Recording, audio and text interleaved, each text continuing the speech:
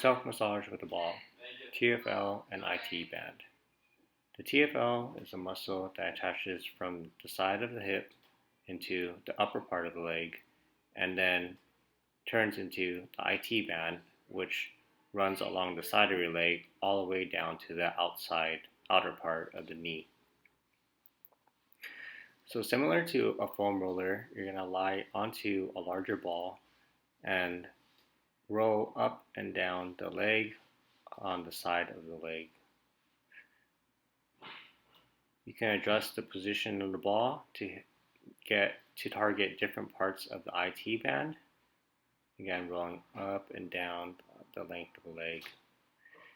The leg that you are rolling out, or the bottom leg, should be slightly behind you, and your top leg should be crossed over and planted on the floor so that it can be used to help roll your body up and down. Also, using your arms, you can slide your body weight and shift your body weight up and down the ball. Alternatively, you can maintain a pressure on a single point of the IT band and then flex and extend or bend and straighten the knee.